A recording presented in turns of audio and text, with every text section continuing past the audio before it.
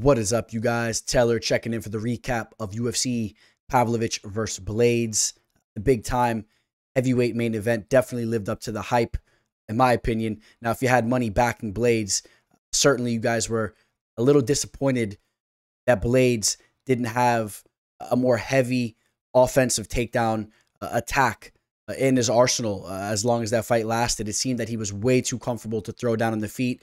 Now, he did have the one shot he attempted a takedown there. It was easily stuffed by Pavlovich, but you can also argue that Blades was already hurt at that point in time, and he was a little bit wobbled, and he probably should have been trying to shoot in on those legs from the moment the bell rang. A lot easier said than done. We'll finish this video off specifically talking about that main event and a fight that I want to see next that involves Pavlovich. That's mainly what I want to talk about. And then we'll briefly talk about the bets that we targeted throughout this card and some of the more notable fights that took place throughout this fight card. Now, I had a rough weekend. I had some real devastating food poisoning that took place late, or you could say Saturday early morning, 3 a.m. in the morning, late Friday night. So I was really going through it this weekend. Still kind of recovering here. But you know what? In the first fight, things didn't really go that good, man. So as I'm on the couch hurting, I had a 2-unit play on Dana Bakkarel to defeat Brady Heiston. Things were looking good. The majority of everybody had Dana up in the first 2 rounds, but he began to fizzle. And props to Brady for really pushing the pace in the 3rd round. Some can argue it was an early stoppage, but at the end of the day, Brady pushing the pace there, landing a lot of unanswered shots. That was a gut-wrenching finish for me there because things were looking really good and things were playing out the way I thought they would have. Thought we got a pretty solid line on him there too. I believe it was at -135, and I stand behind that play. Sometimes things just don't go as planned. William Gomis takes out Francis Marshall. We talked about the fact there was more value on the Gomis line. Let's be very clear there. We all said that, and I think that that fight played out to have shown that. It was a very close fight, but Gomis wins rounds 1 and 2, and even though he finishes the fight not looking so good with Francis Marshall really pushing the pace on him and taking him down and putting a little bit of an onslaught, almost finishing with that choke, it was just a little bit too late. Gomis, a very good striker, and I'm excited to see both those fighters bounce back after that fight. I want to see them both look good moving forward. I think they're very promising featherweight fighters there. Muhammad Usman defeats Junior Tafa. This was a very frustrating fight for me. You guys know this was the free play I had coming your guys' way. I apologize it did not cash. A little disappointed in the way Junior Tafa played this fight here. He obviously had a clear advantage on the feet. It wasn't even close. I mean, you saw a massive difference in the striking ability. Junior Tafa almost gets him out of there in the first round. I mean, that knee just glanced the dome of Usman. If that would have hit, it would have been an absolute disastrous knockout for Usman there. But nevertheless, he dodges that. The first round so boring as Usman just holds him up against the cage. But that's also on Tafa. He needs to be able to break off and work his striking there. The thing that kind of upset me is, yes, Tafa definitely doesn't have a get-up game. We saw that. He needs to work on it. And he was putting out too much energy with his striking. He didn't really need to do that. All he had to do was just pepper up Usman with some jabs, and he really could have inflicted some damage. He should have paced himself, and this should have been a walk in the park for him. But he was taken down in the 2nd and 3rd rounds, and didn't have an answer in the 2nd round. And you guys let me know what you think about this. I could not believe there was not one warning for any type of activity to take place as Usman sat on him, not doing any type of damage, sitting there in half guard, just laying on him. And I'm not one really to complain about standing them up, but we have seen fights stood up for a lot less than that. I just don't understand it. The ref, I believe that guy's name's always slipping my mind, the ex-Air Force pilot. He was just sitting there just watching it, and I don't necessarily have a problem with it, but there's definitely other fights where they're standing them up quicker. I mean, just absolutely no activity. What a boring fight. And then in the 3rd round, Tafa finally gets up about 30 seconds left, and again, putting the onslaught on the feet, but it's a little too late. And a very disappointing loss there. But it was what it was. Dumont takes out Carl Rosa. I thought that fight played out somewhat close. Montel Jackson. I want to see Montel Jackson get a big name in the bantamweight division. I want to see Montel Jackson stay active in the UFC. He's such a promising fighter. Gets another nasty finish. I mean, he's a stud. Why can't the guy stay active? And why can't he get some bigger names in the game? Rani Yaya, getting up there in age. I don't know. Christos Giagos, my boy. the dog here. No action on him, but you guys know we did pick Giagos, and it was a little bit of a hesitant pick. We have a lot of respect for Ricky Glenn over here. And Giagos had to prove something to us, and that's exactly what he did. You see that the striking sharpening up as he trains over there with Henry Hooft and a gang of talented fighters over there at Team Killcliff FC. And I was so happy to see my boy Giagos get that big knockout there. I already messaged him a little bit on IG, and I know he is just really feeling good right now.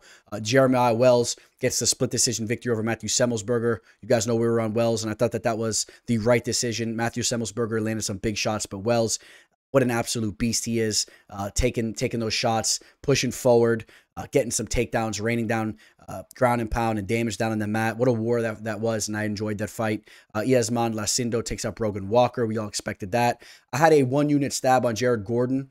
Got it at like plus 235. I thought there was some value there. Obviously, that's a void fight. And Bobby Green just drives in the forehead and definitely hit Gordon with the headbutt. I don't know why. Nothing but respect towards King's way, because I'm a big fan of his. But I thought he could have handled that a little bit better. He kind of was saying he landed an elbow, and he was saying he's getting robbed of his money. I mean, when you look up at the screen and you clearly see that you just absolutely just obliterated Gordon with the headbutt, and Gordon was nothing but respectful. I think that he should have kind of toned back a little bit, but I get it. He's amped up. He's in the fight, and Bobby Green's a stud, and he showed that he's a quick striker. But hey, listen, when that fight, as long as that fight was taking place, Gordon was landing some big shots as well. I was edging the way the fight was going towards Green, but Gordon landed some big shots as well, and that fight was going down. So I don't know. Bruno Silva gets the finish over Brad Tavares. Maybe Tavares wants to think about hanging the gloves up, man. He has kind of declined fight to fight throughout his career. I don't know. Maybe he hangs him up. And then we get to the main event. This is the fight that I definitely want to talk about, and a fight that I want to talk about that should be taking place in the future involving Sergei Pavlovich. He goes out there. You guys know this was my fourth and final play. Really salvage some things here on this card as we get our unit back from Gordon, and then we get the 2-unit play on Sergei Pavlovich at plus 145. And if I'm being honest with you guys, you know how it goes, man. I'm sitting on the couch. I'm not feeling good. I'm definitely doubling up on Pavlovich. I was a little bit desperate. And, when Pavlovich got the knockout, I was feeling much better because it brought in some big-time money.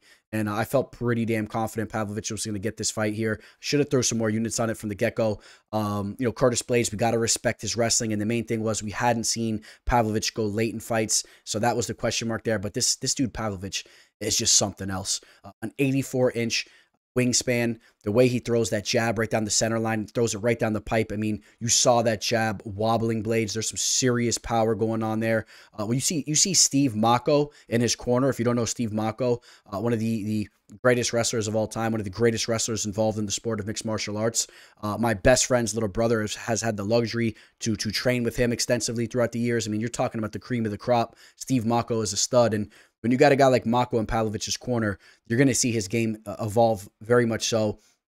But I think people are sleeping on the grappling of Pavlovich just because they haven't seen it. And I think that he is going to be a very fine-tuned machine in the heavyweight division. And I think that he is going to be the fighter that holds the heavyweight title for some time to come in the near future. We know John Jones is probably not going to hang around long. There's talks about him fighting Miocic. He probably walks away after that. I think the fight to make is Sergei Pavlovich versus John Jones. Can you guys imagine the magnitude of that fight? Just think about it here for a second. Okay, first and foremost, if Pavlovich was to verse Miocic right now, and I'm a giant Stipe Miocic fan, one of the greatest heavyweights to ever do it. In fact, he might be the greatest heavyweight to have ever done it. Pavlovich is going to starch Miocic right now. You know it. You know that's what's going to happen. I don't care what any of you say. If that fight takes place and you're giving me even odds on that, I'm literally flying out to Vegas tomorrow, and maybe I'm mortgaging the house. I'm telling you, Pavlovich starches Miocic, okay? All right, so think about that for a second, all right? John Jones against Miocic, it's a little bit of a different story stylistically. I think that Jones probably is going to take that fight anyway, right? I mean, stylistically, it's a little different. But you throw Pavlovich against John Jones, you're talking about USA versus Russia, first off. I mean, the magnitude of that, you're talking about two fighters that are at the primes of their career, just about. I mean, they're both just putting off such a great product in the cage. I mean, these guys are really hitting on all cylinders, and they clash, okay? I mean, listen, John Jones may take him down, and have a lot of success with his grappling, but I'm willing to bet he doesn't do what he did to Cyril Gane against Pavlovich. I think that Pavlovich is a different animal. He's been talking about being the UFC champion since he was in grade school. You heard the stories. He was telling all his boys when he was just sitting at the lunch table, he's going to be main eventing a UFC show one day. Okay, I think that he's cut from a little bit of a different cloth than the striker in Cyril Gane, and you don't see John Jones just ragdoll him against the cage and choke him out. I think that they go to war. Maybe the takedowns play a significant factor in that fight, but Pavlovich is going to put up a major fight. And I'll tell you what, we've seen John Jones take some damage on the feet in his last couple fights before the Cyril Gane fight. And if you tell me that a guy like Sergei Pavlovich is going to have opportunities to land with his hands on John Jones, I mean, there's just the very realistic possibility that he's going to be knocking John Jones out. He has knocked out his last 6 opponents in a row in the first round. I mean, he has basically knocked out almost everybody that he's faced in the first round. Pretty much, I think a couple in the second round. I mean, he had the loss to Alistair Overeem in his UFC debut. Overeem, a legend, and it was just a little bit much for him in his debut there. He kind of felt the jitters possibly, but Sergei Pavlovich is not that same man that he was in his UFC debut. And Sergei Pavlovich is an absolute beast of a man. We talk about the 84-inch wingspan. I mean, you see with the size that he carries, he's chiseled up. I mean, this isn't a guy that's carrying around excess weight. I have a feeling that if his fights ever go later on in the second, third, fourth, and fifth rounds, that he shows to have good cardio, and he's a lot more well-rounded than a lot of you guys believe. And I would love to see John Jones versus Sergei Pavlovich. I think that is a fight that would shake the globe, okay? And that's a fight that needs to happen. You guys, let me know what you think. Is that the fight that you guys want to see? I think that the Miocic versus Jones fight has really lost a lot of that oomph when you see what Sergei Pavlovich just went out there and did. And if you don't want to see that fight, you know, you're just a little bit of a different fight fan than I am. You know, you guys remind me a little bit of the guys that don't want to see the trilogy of Israel Adesanya and Alex Pereira. I mean, what a fight that would be. That trilogy has all the makings to be one of the greatest trilogies of all time. And you guys want to see instead, you want to see Dricus du Plessis versus Israel Adesanya when Dricus hasn't done anything. Even if, I mean, if he goes out there and gets a victory over Robert Whittaker, which he probably won't, I mean, still, the cardio's not there. He's not nearly as fine-tuned on the feet as Alex Pereira. They just don't match up in the same way. Who wants to see that, okay? The middleweight division is so lacking. Don't even get me started on that, right? I mean, you guys don't want to see the fights that need to be made. You guys don't want to see the exciting fights. Those types of exciting fights are what have made mixed martial arts so great. We saw it this past weekend, right? When boxing finally puts together the fight that needs to be made, the whole world gets excited, right? That's what it's all about, being excited and seeing the fights that need to be made, okay? The fight that needs to be made right now is John Jones versus Sergei Pavlovich. I just don't know if John Jones has the cojones to step in there with Sergei Pavlovich right now. All right, guys, signing out. Teller. Welcome to the show. This is the MMA fortune teller. Yeah.